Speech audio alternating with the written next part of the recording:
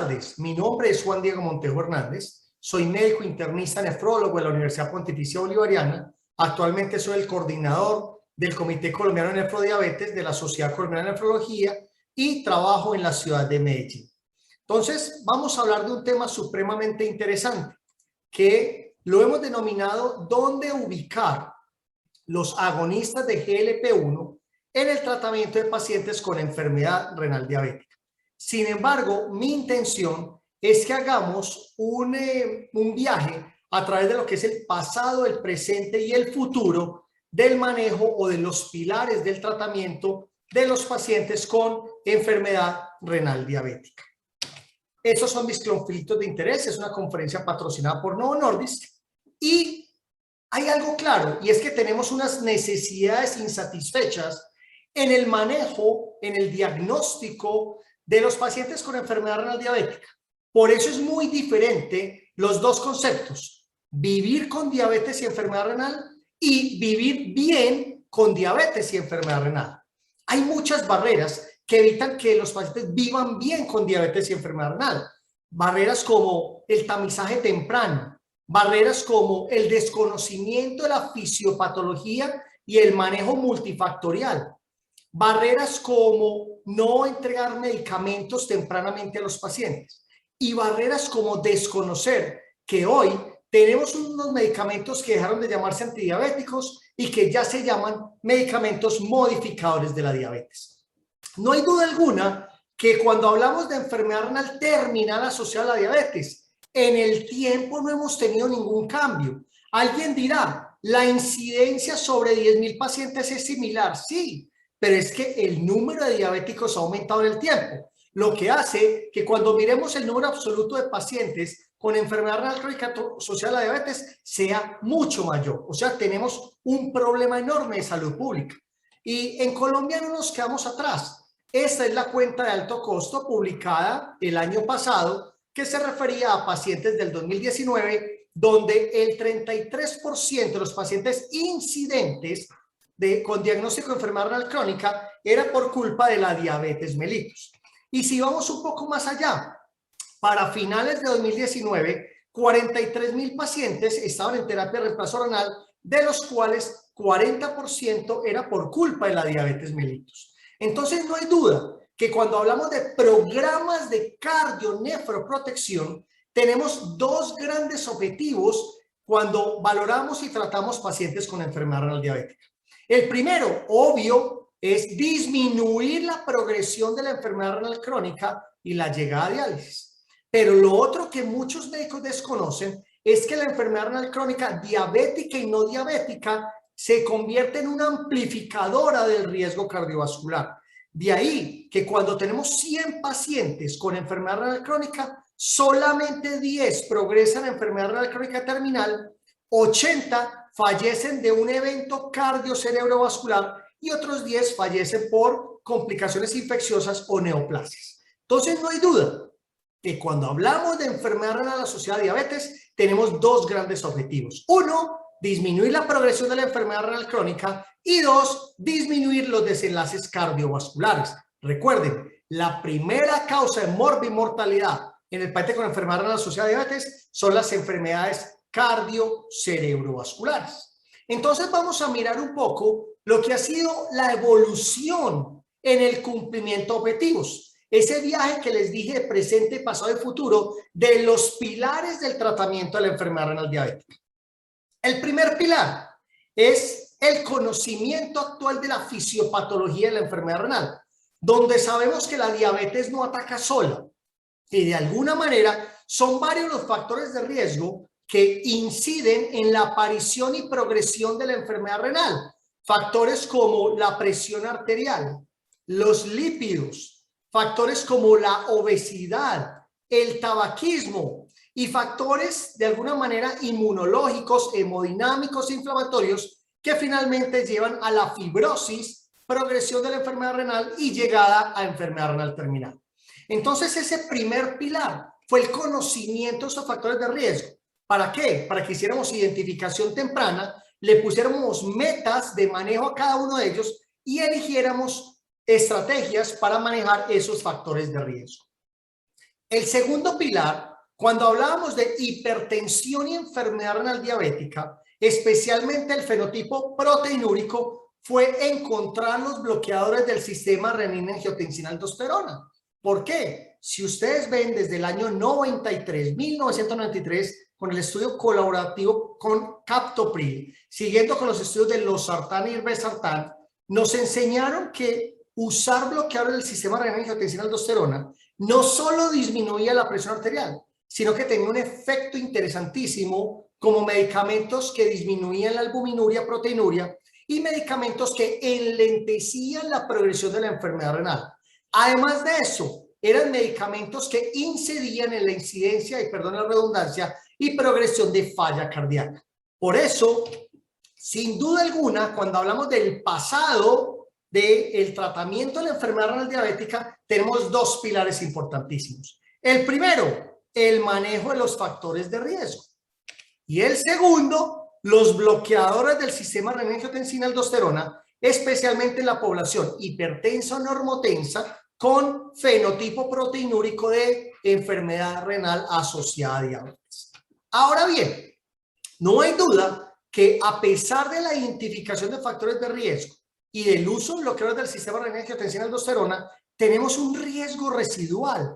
Es esa brecha que no nos permite llegar a las metas de enlentecimiento de la progresión de la enfermedad renal. O sea, todavía hay que manejar otros factores de riesgo adicionales para tratar de llevar al paciente casi que a la progresión normal de deterioro de la función renal, porque sabemos que el envejecimiento renal de alguna manera lleva a una disminución de la tasa de filtración glomerular después de los 40 años de 0.5 a 0.7, 0.8 mililitros por minuto por año.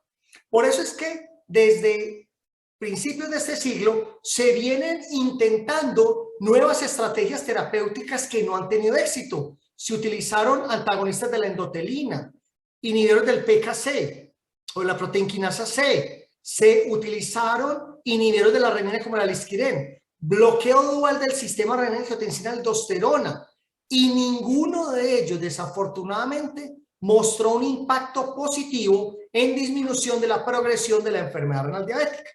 Pero resulta y sucede que en el año 2015, con el estudio EMPA-REG, que fue el primero que se publicó con empagliflozina, después con el CANVAS con canagliflozina y con el CRENS con dapagliflozina, estos tres inhibidores del SGLT2 nos mostraron unos hallazgos supremamente interesantes.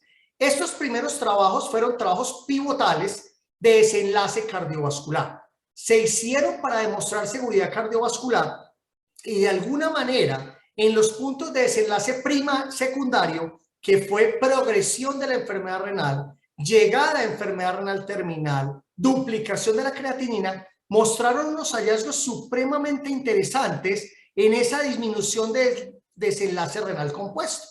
Pero resulta y sucede que gracias a esos hallazgos empezaron a hacerse estudios que se llamaron Kidney Outcome Trials o triales cuyo desenlace era el desenlace renal como desenlace primario.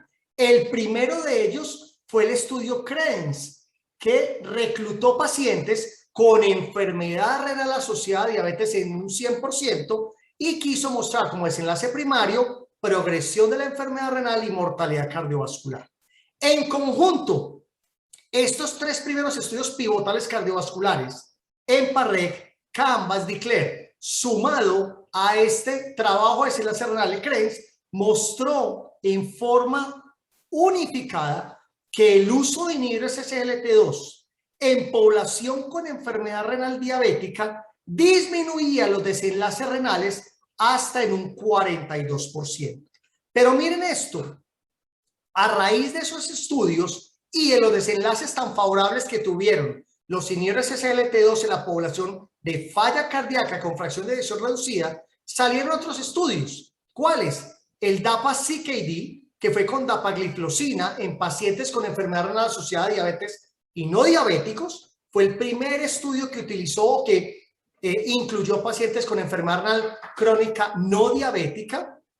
El DAPA-HF, que fue con dapagliflozina y pacientes con fracción de eyección reducida, y el EMPEROR-REDUCE, que también fue con empagliflozina y pacientes con falla cardíaca de fracción reducida, mostró junto a los estudios anteriores que los inhibidores de SGLT2 en pacientes diabéticos especialmente tenía una disminución supremamente interesante hasta del 39% de los desenlaces renales. Esto hizo que la mayoría o las guías actuales de tratamiento de diabetes en el mundo aportaran lo siguiente: cuando usted tiene un paciente con enfermedad renal crónica asociada a diabetes, especialmente del fenotipo proteinúrico, la idea es que usted a ese paciente utilice un inhibidor de SGLT2 siempre y cuando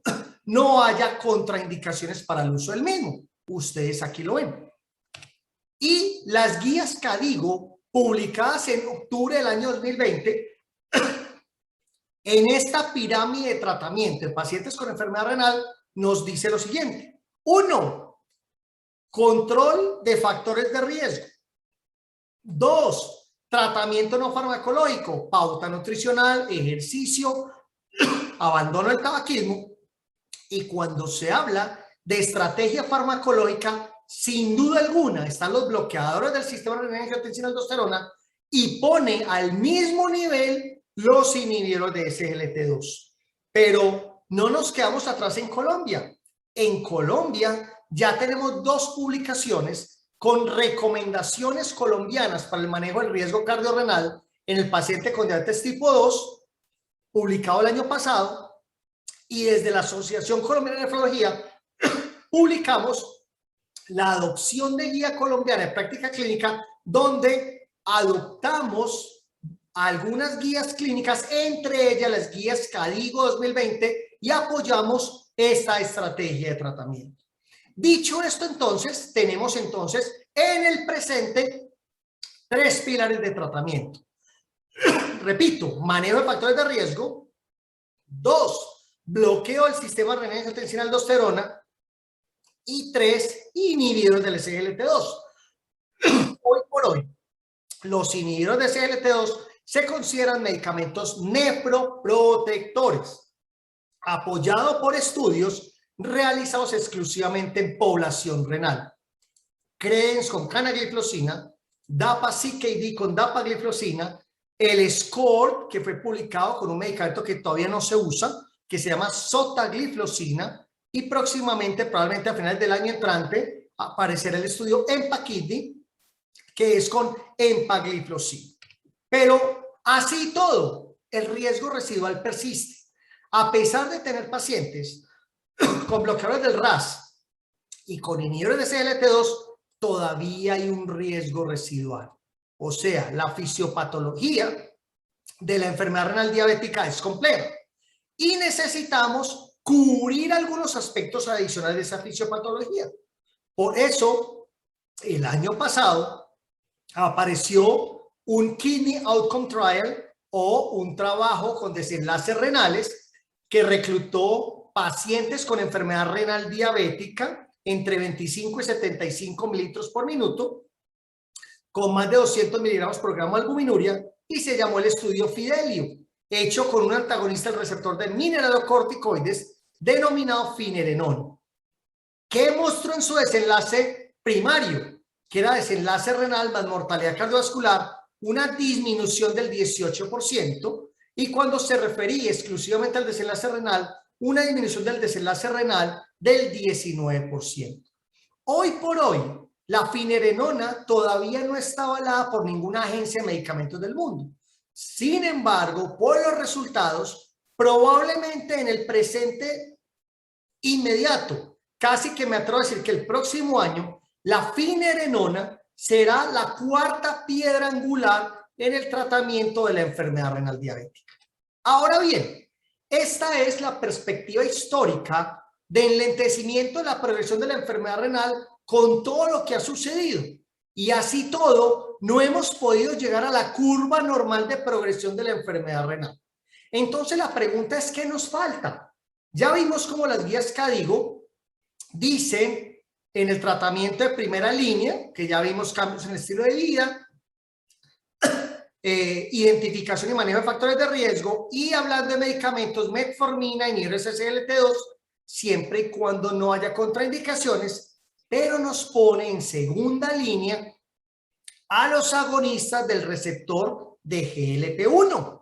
Entonces aquí uno dice, bueno, y dentro de esas moléculas modificadoras de diabetes, los agonistas de GLP-1 podrían ser el quinto pilar de tratamiento.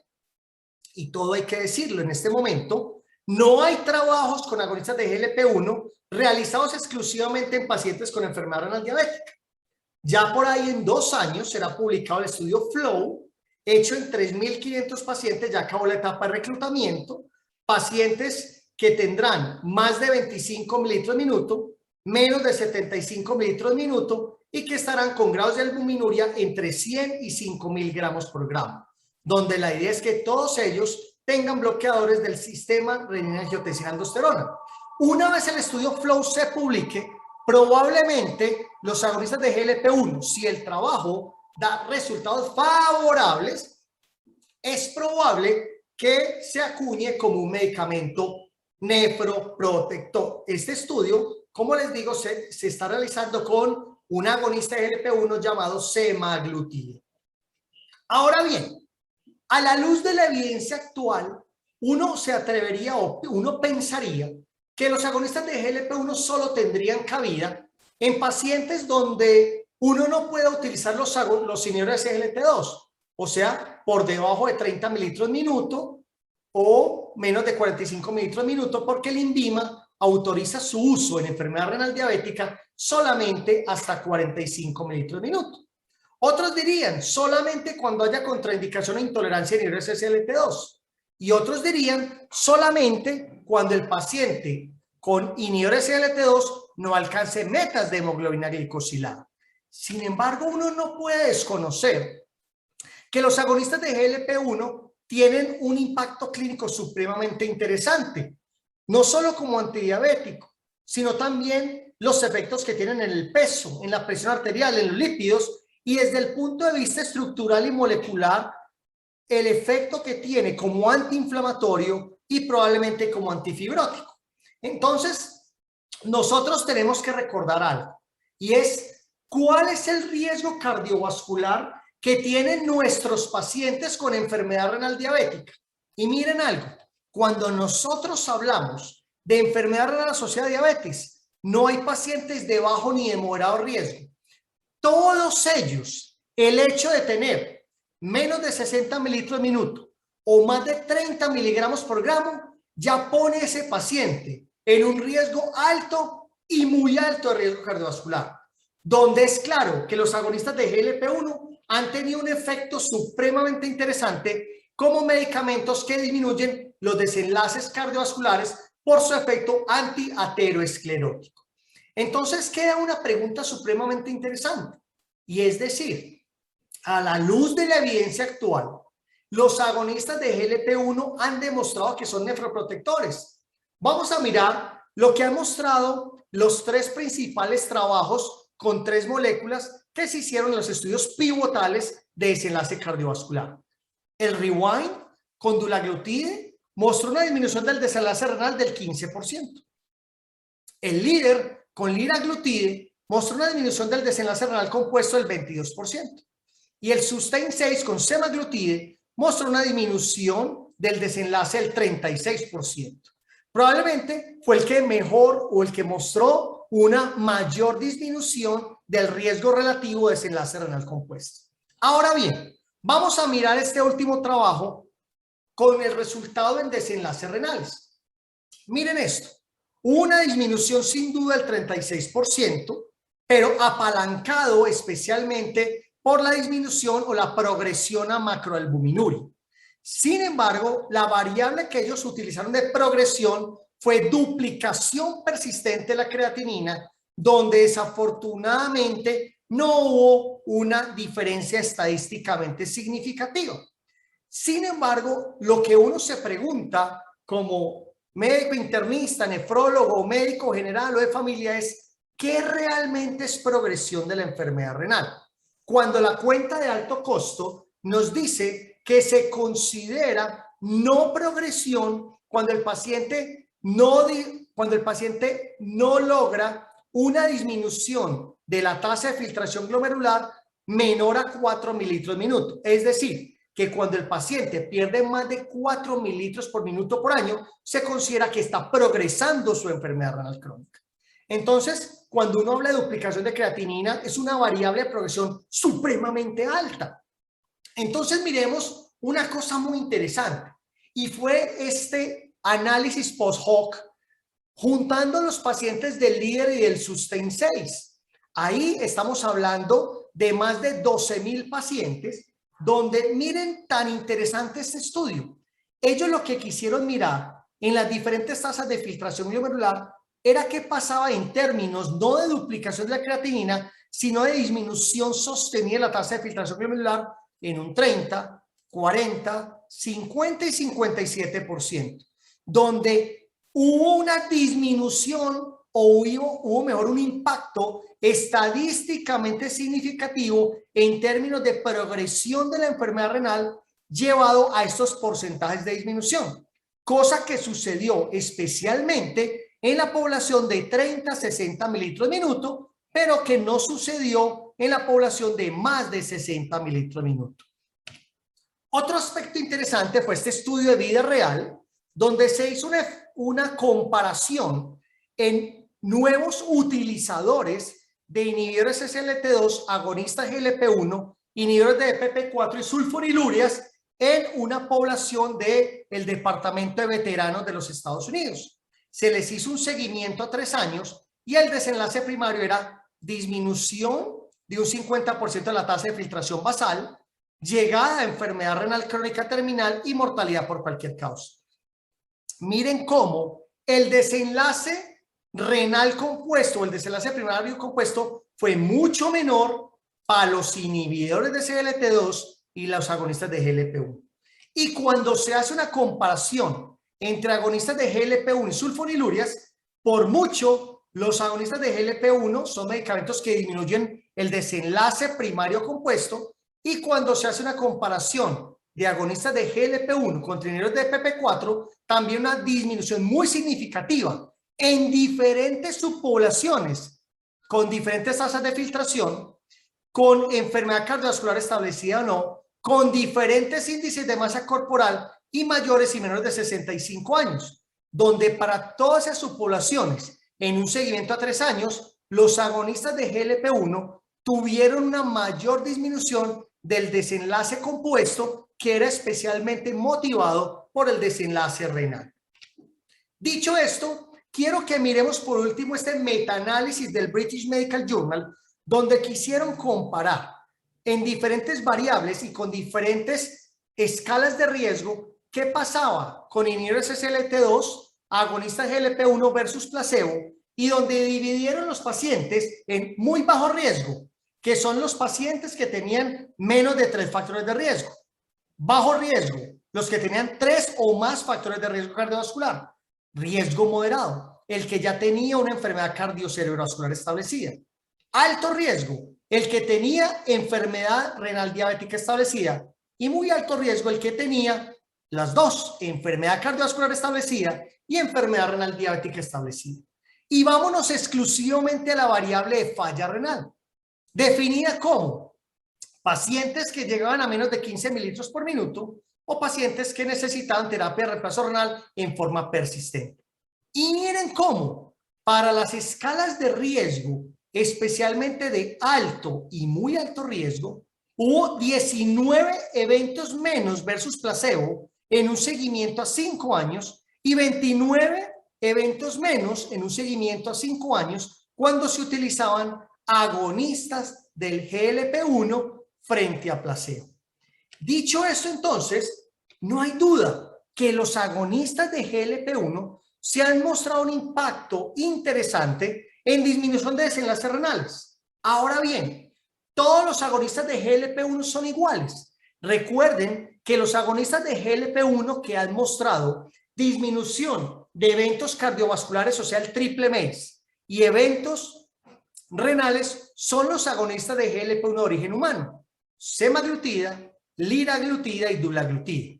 Pero cuando hacemos comparaciones entre agonistas de GLP-1, nos damos cuenta que la semaglutida es probablemente el agonista de GLP-1 con mayor poder en disminución de agonista de GLP-1 cuando se le compara contra dulaglutida, liraglutida y exenatida.